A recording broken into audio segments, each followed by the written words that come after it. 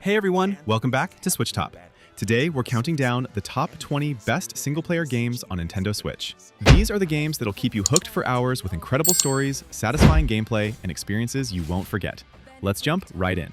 NieR Automata drops you into a post-apocalyptic Earth where humanity has fled to the moon and androids are fighting a proxy war against machines for control of the planet. You play as 2B, a combat android, alongside your companion 9S as you uncover the truth behind the endless conflict between androids and machines. The combat system is fast and fluid, blending hack-and-slash action with bullet hell shooting segments that keep you on your toes. You can equip different weapon combinations and customize your abilities through plug-in chips that modify everything from your attack power to your HUD display. The game constantly switches perspectives and even genres, throwing in top-down shooter sections and side-scrolling platforming to keep things fresh. Here's the thing though, you need to beat the game multiple times to see the full story, but each playthrough reveals new information and plays differently, with later runs showing events from other characters' perspectives. The philosophical themes about consciousness, purpose, and what it means to be alive run deep throughout the narrative. It's a weird, beautiful, and occasionally heartbreaking experience that stays with you long after the credits roll. Proposal. Dispatch it as swiftly as possible. You don't say.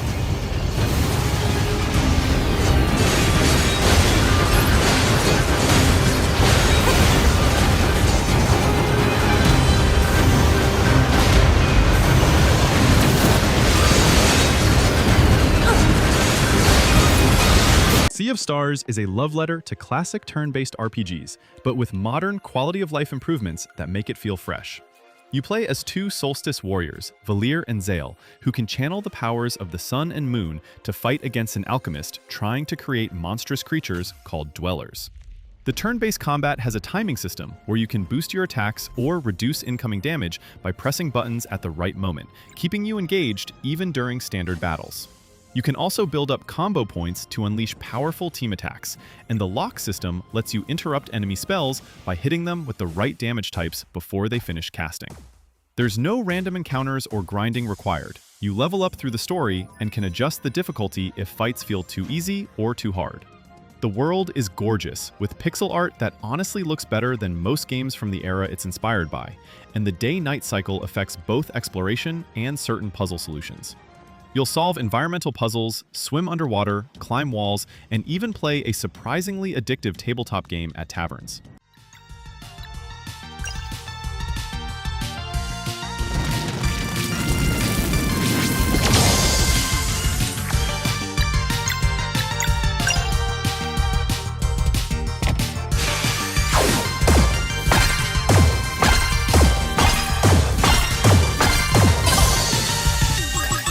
Luigi's Mansion 3 has you exploring a massive, haunted hotel after Mario, Peach, and the gang get trapped by King Boo during what was supposed to be a relaxing vacation. Each of the hotel's 15 floors has a completely different theme, from a medieval castle to a museum to a movie studio, and each one has its own unique ghosts and environmental puzzles. You're equipped with the Poltergust G00, an upgraded vacuum that can slam ghosts into the ground, shoot a plunger to pull objects, and create a burst to knock back enemies. The big addition here is Gooigi, a gooey clone of Luigi that can squeeze through tight spaces, walk on spikes, and pass through certain obstacles that Luigi can't. You'll constantly switch between both characters to solve puzzles, and in co-op mode, a second player can control Gooigi the entire time. Combat feels satisfying because you need to stun ghosts with your flashlight, vacuum them up, and then slam them repeatedly to drain their health, sometimes smashing them into other ghosts for extra damage. The hotel is packed with interactive details. You can vacuum up basically everything, from tablecloths to plants to suit of armor, and tons of hidden collectibles reward exploration.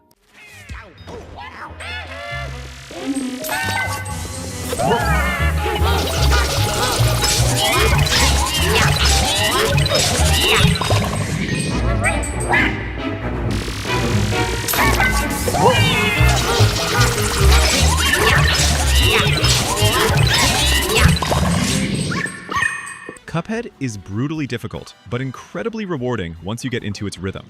The story is simple. Cuphead and Mugman make a deal with the devil, lose, and now have to collect soul contracts from various debtors across the Inkwell Isles to save themselves. This game is essentially a boss rush with some run-and-gun platforming levels sprinkled in. Every boss fight is a multi-phase battle that requires you to memorize patterns, react quickly, and manage your resources. You can equip different weapons, like a spread shot or homing bullets, along with special moves called super arts that charge up as you deal damage. The parry system is crucial. You can slap pink objects in midair to build your special meter faster and avoid damage. Each weapon and charm combo creates different playstyles, so you'll experiment to find what works for each boss. The 1930s cartoon art style is hand-drawn and animated with an absurd level of detail that makes every frame look like it jumped out of an old Fleischer Studios cartoon. Yeah, you're going to die a lot, but the game saves your progress after each phase, and the satisfaction of finally beating a boss you've been stuck on is unmatched.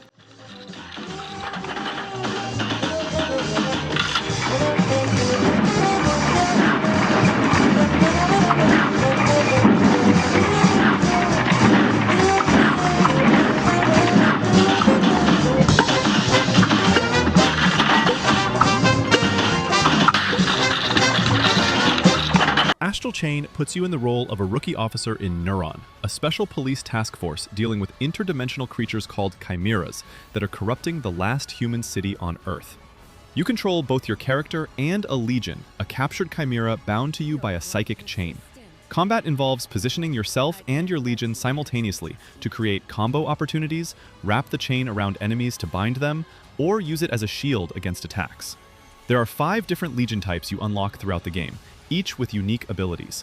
The Sword Legion focuses on fast attacks. The Arm Legion has powerful punches and can move heavy objects. The Arrow Legion provides ranged support. The Axe Legion has strong defense, and the Beast Legion lets you ride it for speed. Between action sequences, you'll investigate crime scenes, question witnesses, analyze evidence, and complete side missions around the city. These detective segments break up the combat and actually feel meaningful rather than just filler. The skill tree system lets you upgrade both your character and each legion individually, unlocking new moves and passive abilities.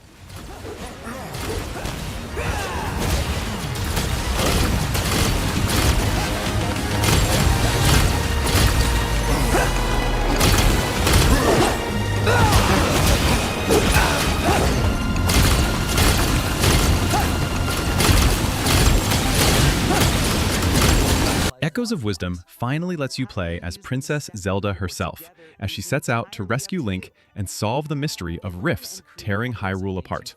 Instead of using a sword and shield, Zelda wields the Tri-Rod, which lets her create echoes, magical copies of objects and enemies she's encountered. You can summon beds to climb on, tables to cross gaps, rocks to weigh down switches, or even enemy echoes to fight for you. The game is essentially a giant puzzle sandbox where you can approach every challenge in multiple ways. Need to cross water? You could summon flying tiles to hop across, create ice blocks, or spawn water-based enemies to ride. Combat becomes strategic since you're directing monsters rather than fighting directly. You might summon tanky enemies to distract while ranged ones attack, or use specific enemy types that counter what you're fighting. You also get bind abilities to move objects and reverse bond to follow moving platforms. The top-down perspective and art style are similar to the Link's Awakening remake, but with way more freedom in how you solve problems. Dungeons return with proper themed challenges and boss keys, giving a nice structure compared to the open-ended nature of recent 3D Zelda games.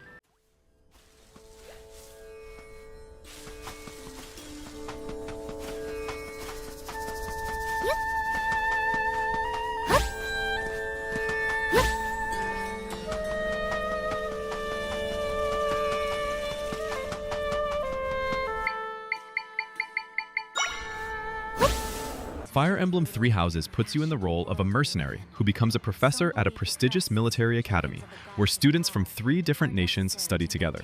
You choose to lead one of 3 houses, the Black Eagles, Blue Lions, or Golden Deer, and the story branches dramatically based on your choice, with each path showing a different perspective on the coming war. The monastery serves as your hub, where you explore, talk to students, complete quests, and build relationships between story missions. Combat is turn-based tactical strategy on grid maps, where positioning, weapon advantages, and terrain all matter. The weapon triangle from older games is gone, but each unit still has strengths and weaknesses based on their class and equipment. You can rewind turns if a unit dies, or you make a tactical mistake, which is great for experimenting without the stress of permanent death. Between battles, you spend time instructing your students, choosing which skills to focus on, and watching them grow into different classes. The relationship system isn't just romance building. Support between any characters unlocks paired combat bonuses and additional story scenes.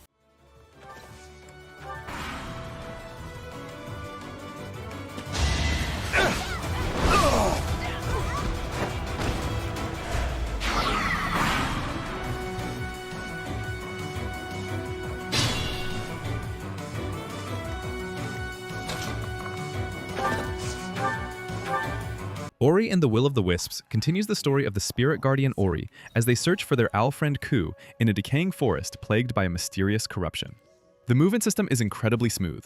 You'll dash through the air, grapple to points, burrow through sand, bash off projectiles and enemies to launch yourself in any direction, and eventually even glide. Unlike the first game, you now have actual weapon-based combat with a spirit sword alongside abilities like a bow, hammer, and spear that you can equip and swap between. Combat feels way more satisfying because you have direct control instead of just an auto-attack orb. The skill tree lets you customize your playstyle with upgrades for health, energy, damage, and utility abilities. The Metroidvania structure means you'll gradually unlock new areas as you gain abilities, with tons of secrets hidden throughout the gorgeous hand-painted environments. There are optional spirit trials, challenging time-based obstacle courses that test your mastery of the movement system and reward you with upgrades. The difficulty can be adjusted at any time, if you're more interested in exploration than combat challenge.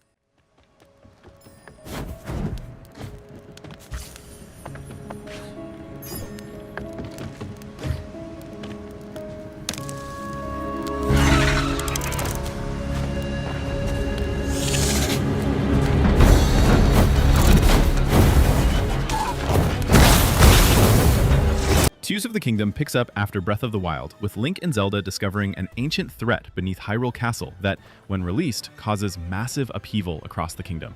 Link loses his arm in the encounter, but gains new abilities from an ancient sage. Ultra Hand lets you grab and attach objects together to build vehicles and contraptions. Fuse allows you to combine weapons and materials for enhanced effects. Ascend lets you phase through ceilings, and Recall reverses an object's movement through time. The world is now 3 layers: the Sky Islands above, the surface of Hyrule, and the vast underground depths.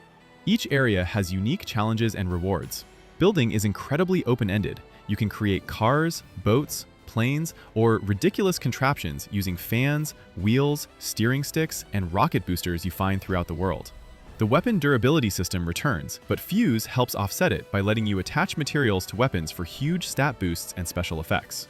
Shrines return with physics-based puzzles that now account for your expanded toolset, often with multiple solutions.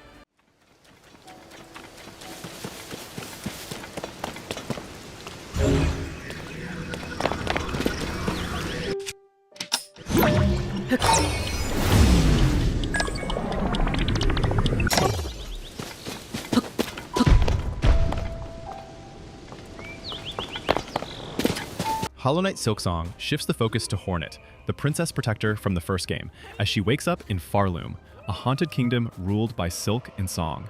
The gameplay is faster and more aggressive than the original, since Hornet has different abilities.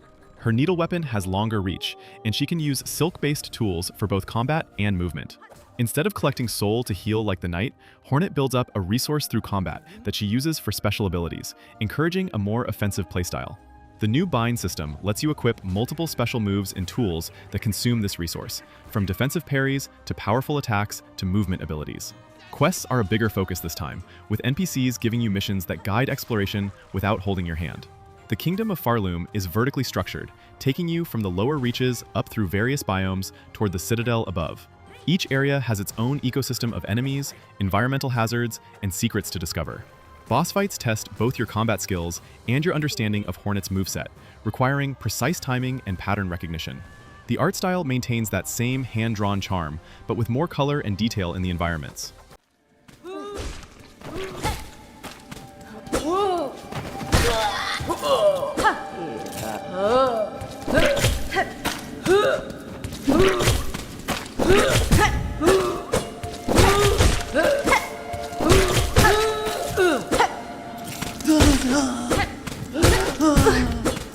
Dragon Quest XI's follows the journey of a young man who discovers he's the reincarnation of an ancient hero known as the Luminary, destined to save the world from an impending darkness.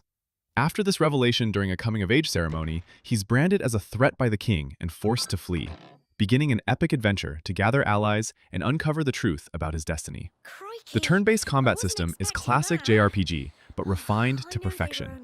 You control a party of up to 4 characters, each with unique skill trees you can customize as they level up. You can switch between party members mid-battle, and the pep power system activates special team attacks when characters get pumped up during combat. The Switch version includes full voice acting in multiple languages, a 16-bit retro mode that lets you play the entire game in classic 2D style, additional story content for party members, and orchestral music.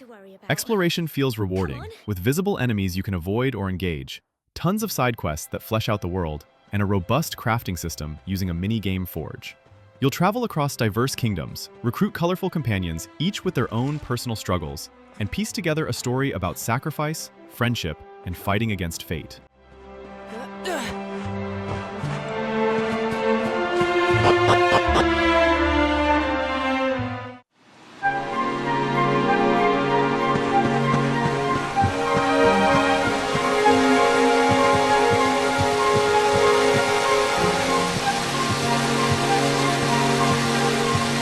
Link's Awakening is a full remake of the 1993 Game Boy Classic, where Link washes up on the mysterious Koholint Island after a storm destroys his ship. To escape the island, he needs to wake the Windfish by collecting 8 instruments from dungeons scattered across the land. But the more he explores, the more he discovers things aren't quite what they seem. The gameplay is classic top-down Zelda. You explore an interconnected world, find items in dungeons that unlock new areas, and solve environmental puzzles. Combat is straightforward with your sword and shield, but you can equip 2 items at a time to your buttons, mixing things like bombs, the hookshot, bow, or the new boomerang for different situations.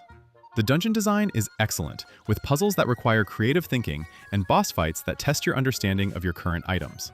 Chamber dungeons let you create custom dungeons using rooms you've collected, adding a create-your-own puzzle element. The art style is toy-like, with a tilt-shift effect that makes everything look miniature and charming. Secret seashells are hidden everywhere for those who love exploration, and trading sequences connect NPCs across the island in interesting ways.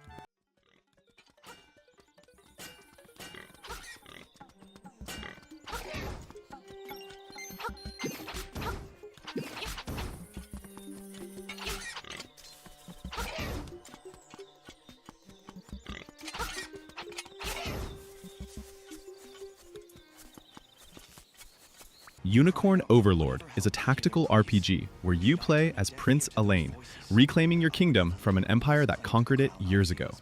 You'll build an army of diverse characters across 5 nations, each recruit bringing unique abilities and backstories to your liberation campaign. The combat system is real-time tactical battles where you deploy units across large maps. But when units engage, they fight automatically based on tactics you've programmed beforehand. You set conditions like use heal when HP is below 50%, or prioritize enemy mages for each character in a unit, creating a strategy that plays out without your direct input during clashes. Between battles, you explore towns, recruit new soldiers, complete side quests, and manage your growing army. The rapport system lets you build relationships between characters through conversations at camps and choosing dialogue options, unlocking new abilities and story scenes. Class changes and skill inheritance allow deep customization. Units can promote to advanced classes and learn abilities from other classes they've mastered.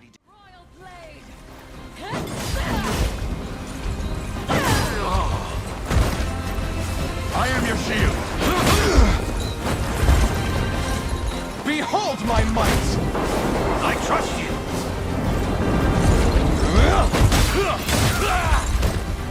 Enjoy this! Blasphemous 2 continues the dark tale of the Penitent One in the nightmarish religious world of Custodia as a new prophetic threat emerges and twisted miracles corrupt the land. You awaken in a new region and must prevent the birth of a monstrous child prophesied to bring eternal suffering. The Metroidvania structure has you exploring interconnected areas, finding new abilities that unlock previously inaccessible paths. Combat is methodical and challenging. You have a stamina bar for attacking and dodging, so you can't just spam buttons. You start by choosing one of 3 weapons that completely change your playstyle: a fast flail, a balanced sword, or a heavy mace. And you can find the other 2 later. Parrying is crucial, rewarding perfectly timed blocks with counterattack opportunities and execution moves on stunned enemies. The prayer system gives you special abilities like area attacks or healing, but they consume fervor that you build through combat. Altar pieces work like a charm system, where you equip passive bonuses that modify your stats or abilities. Platforming requires precision, with wall climbing, ledge grabs, and air dashes to navigate the Gothic environments.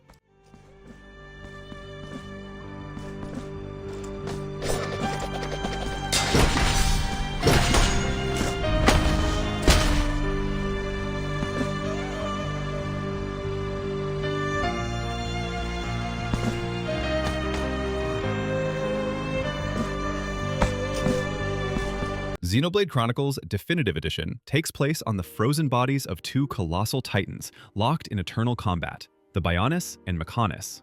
You play as Shulk, a young researcher who inherits the Monado, a legendary sword that's the only weapon capable of damaging the mechanical invaders from Mechonis. After his colony is attacked and someone close to him is killed, Shulk sets out for revenge while uncovering the deeper mysteries of the Titans and the Monado itself. The real-time combat system has you controlling one party member, while AI handles the others, chaining together auto-attacks, position-based arts, and building up your party gauge for powerful chain attacks. The Monado gives Shulk visions of the future during battles, letting you see fatal attacks before they happen and giving you time to warn allies or change tactics. You can topple enemies by breaking their stance first, creating windows for massive damage. The Affinity system connects your entire party, building relationships through side quests and heart-to-hearts, unlocks skill links, and improves combat synergy. Exploration is massive, with areas that can take 20 minutes to cross, filled with unique monsters, hidden locations, and side quests.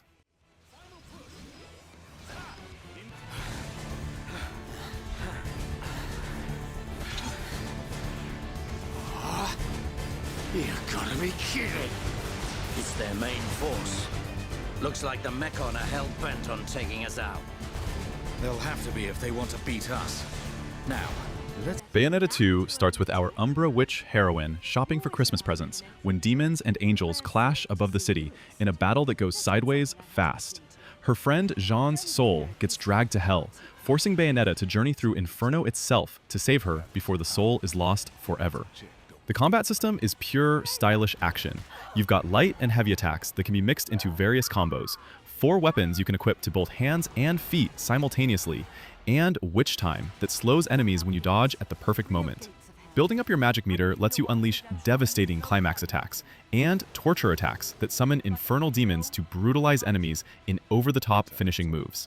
You can switch weapon loadouts instantly mid-combo, creating your own personalized fighting style.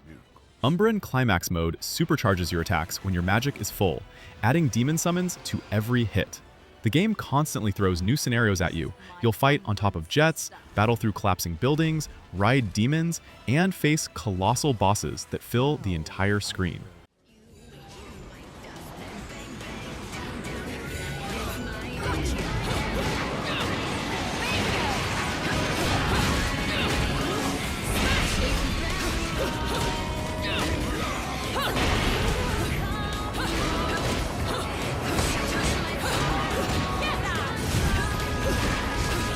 Metroid Prime Remastered brings the GameCube masterpiece to Switch, with stunning visual upgrades and modernized controls. You're Samus Aran, responding to a distress signal from a space pirate frigate, but things escalate when you discover they're experimenting with a dangerous mutagen called Phazon. After your suit gets damaged and you lose most of your abilities, you track the escaping pirates to planet Talon 4, where an ancient Chozo civilization fell to Phazon corruption. The first-person exploration focuses on scanning your environment to piece together lore and find clues about where to go next. Combat is more methodical than typical shooters. You lock onto enemies, strafe around them, and switch between beam weapons that each have advantages against specific enemy types. The Morph Ball lets you roll through small passages and drop bombs to solve puzzles and find hidden paths. As you explore, you'll gradually regain abilities like the Grapple Beam, Spider Ball, and various suit upgrades that open up previously inaccessible areas. Boss fights are puzzle battles, where you need to figure out their weakness pattern, not just shoot until they die.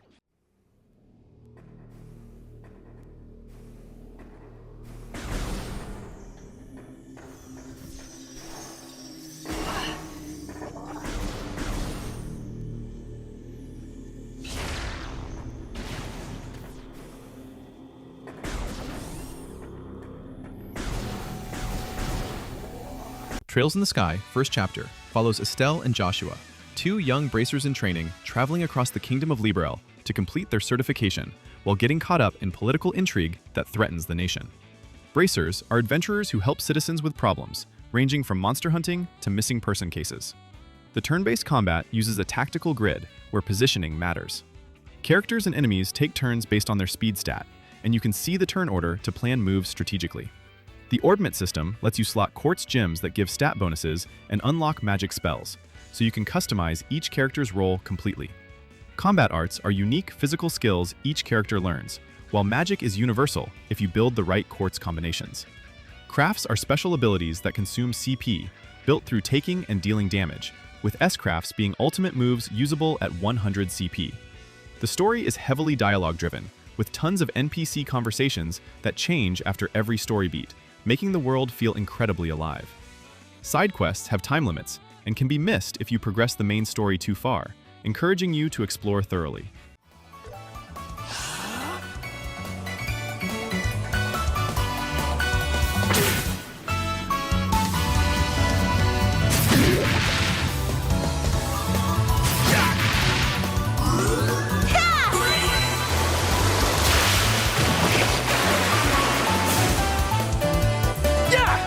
Dragon Quest I and II HD 2D Remake brings the original two Dragon Quest games to modern platforms with the gorgeous HD 2D visual style that mixes pixel art characters with 3D environments and lighting effects.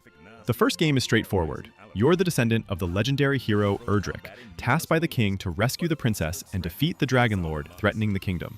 It's a solo adventure with simple turn-based combat where you explore the world, level up, and gradually acquire better equipment and spells. Dragon Quest II expands the scope significantly, with a larger world and a three-person party system. You play as the Prince of Middenhall, joined by the Prince of Canik and Princess of Moonbrook, as you travel across multiple continents to stop the evil wizard Hargon. The combat becomes more strategic, with party composition balancing the warrior's physical strength, the prince's versatility, and the princess's powerful magic. Both games feature random encounters and classic JRPG progression, where you explore towns, talk to NPCs for hints, venture into dungeons, and fight increasingly powerful monsters.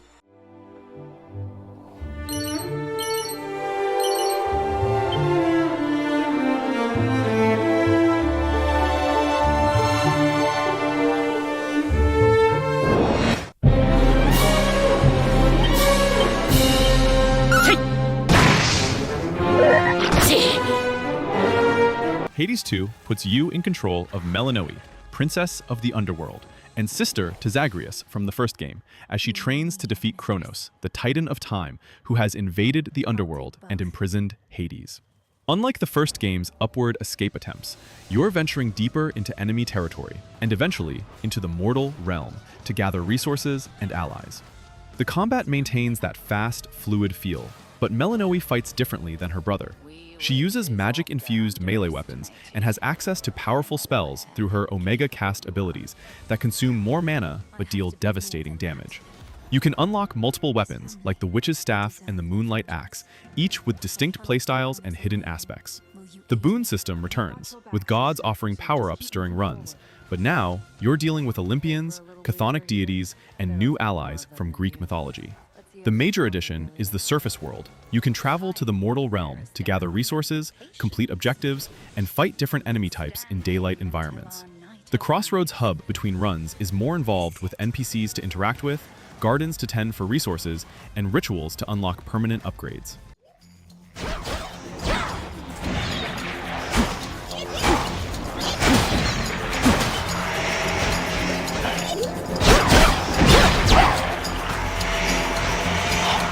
Slowing down.